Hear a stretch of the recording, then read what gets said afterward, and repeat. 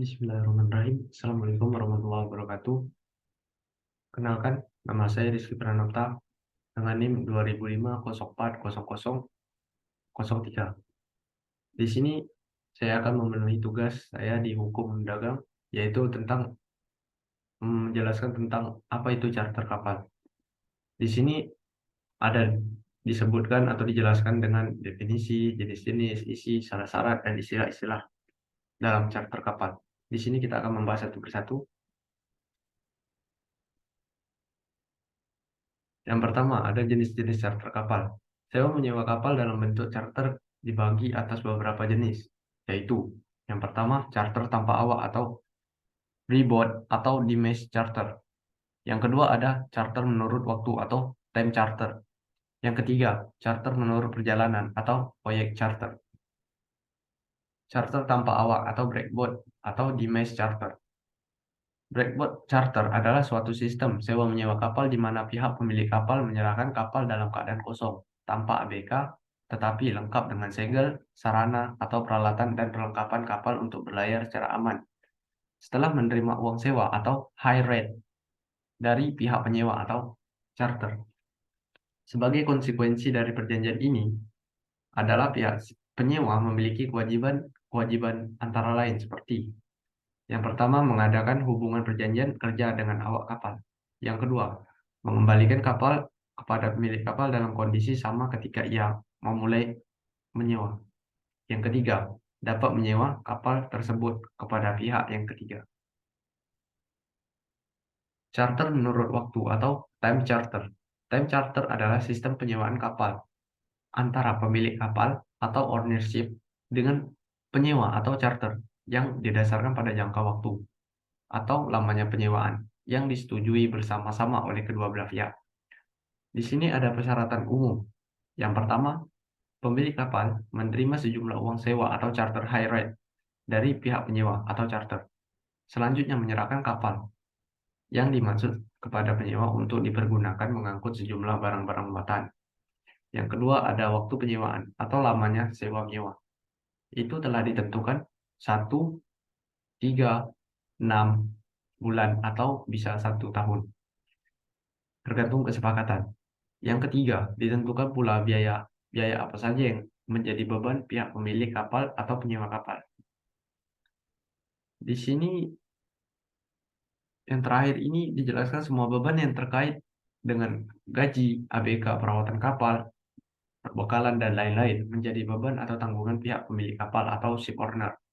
Tetapi biaya-biaya di pelabuhan seperti sandar dan sebagainya, di mana kapal yang sewa itu singgah atau meninggalkan pelabuhan, bahan bakar, minyak, air minum, dan biaya-biaya lain yang terkait dengan kepentingan penyewa, maka semua beban biaya tersebut menjadi tanggung jawab pihak penyewa atau charter.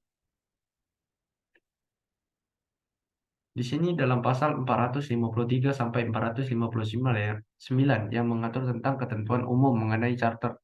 Sedangkan pada pasal 460 sampai 465 mengatur tentang charter menurut waktu.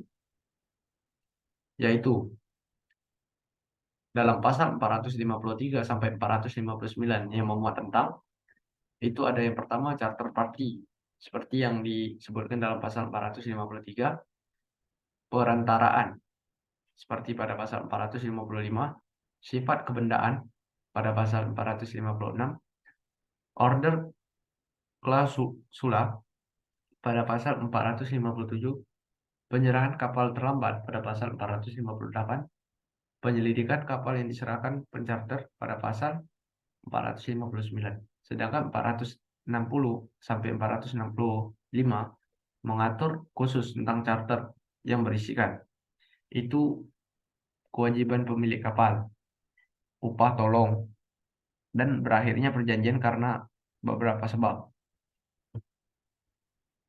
Di sini kita lanjut menjelaskan tentang charter menurut perjalanan atau voyage charter.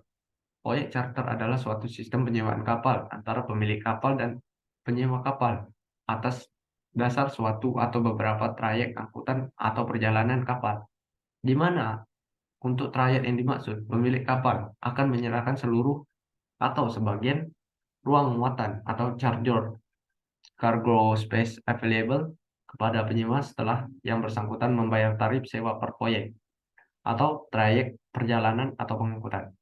Di sini terdapat juga ketentuan umum. Pemilik kapal menanggung semua biaya-biaya kapal, baik saat kapal berada di pelabuhan, dalam proses pengangkutan, semua biaya-biaya kebutuhan kapal termasuk bahan bakar dan air minum.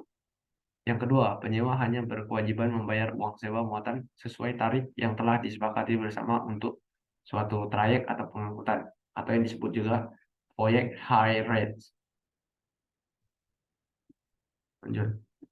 Hal-hal yang ditulis dalam perjanjian charter. Di sini saya sedikit menjelaskan dalam melakukan sewa menyewa kapal atau charter kapal, adapun hal-hal yang ditulis dalam melakukan perjanjian antara lain. Yang pertama itu ada nama pencharter atau alamat. Yang kedua, nama alamat perusahaan pemilik kapal. Yang ketiga, sistem pengangkutan atau PIOS. Yang keempat, waktu kedatangan kapal. Yang kelima, pelabuhan muat dan pelabuhan tujuan. Yang keenam, tarif sewa. Yang ketujuh, term atau pembayaran, jumlah barang yang diangkut. Yang kedelapan, tanggal muat dan sanksi. Yang kesembilan, sistem bongkar muat. Yang kesepuluh, kewajiban pihak penyewa. Yang ke-11, ketentuan-ketentuan mengenai jangka waktu. Yang ke-12, mengenai general affair. Yang ke-13, ketentuan voyage majeure. Yang ke-14, penyelesaian perselisihan. Yang kelima, seluk-beluk kapal meliputi nama kapal, tahun pembuatan kapal, status kapal, istilahnya biodata kapal. Yang selanjutnya, syarat-syarat yang dipenuhi oleh pemilik kapal dalam kegiatan pencharteran kapal. Adapun syarat-syarat yang harus dipenuhi oleh pemilik kapal antara lain usia kapal dan GRT. Maksud penentuan usia kapal atau GRT adalah menyesuaikan dengan persyaratan dari perusahaan asuransi atau muatan. Yang kedua, kapal layak laut, baik secara fisik maupun dokumen. Dalam hal fisik, dilihat secara visual, dokumen dicek secara validitas dokumen dan kelengkapan dokumen. Yang ketiga, kapasitas derek.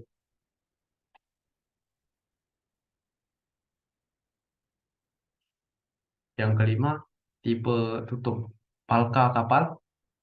Yang keenam, draft maksimum. Yang ketujuh, klarifikasi. Yang kedelapan, kecepatan kapal. Yang kesembilan, grand capacity atau ruang muat untuk barang-barang curah. Yang ke-10, bell capacity, yaitu ruang muat untuk barang dalam kantong atau bags. Di sini ada beberapa istilah di dalam charter kapal. Yang pertama, Recharter, yaitu seorang pemilik kapal yang mempunyai hak untuk mencharter kembali. Di sini ada disebutkan juga recharter dengan order klausula, maka mencharter dapat memindahkan charter party itu dengan enclosure, yang berarti memindahkan hak dan kewajiban si pencharter pertama kepada pencharter kedua. Yang kedua itu adalah recharter tanpa order klausula, maka dipindahkan pencharter pertama kepada pencharter kedua adalah hak untuk mencharter saja, sedangkan kewajiban terhadap pemilik kapal tetaplah dibebankan kepada pencharter pertama. Charter party. Akta tentang persetujuan charter. Dalam charter biasanya dimuat ketentuan-ketentuan antara lain nama, alamat, pihak owner dan charter. Yang kedua, nama kapal dan hal-hal lain yang bersangkutan dengan kapal. Yang ketiga, ada tempat dan waktu. Yang keempat, jenis barang yang diangkut. Yang kelima, pemakaian kapal oleh pihak pencharter untuk tujuan-tujuan yang sah. Yang keenam, syarat pengangkutan dan tanggung jawab masing-masing pihak. Yang ketujuh, pembatasan lalu lintas atau pelabuhan-pelabuhan yang dimasuki. Yang kedelapan, prosedur pengajuan atau notif or reacher. Yang kesembilan, biaya charter. Yang ke-10, dan lain-lain. Baik, saya rasa itu saja dari saya. Terlebih dan terkurang saya mohon maaf. Saya masih banyak menyadari kekurangan di sini. Terlebih dan terkurang saya mohon maaf. Saya akhiri dengan wabillahi taufiq wal hidayah. Wassalamualaikum warahmatullahi wabarakatuh. Selamat malam.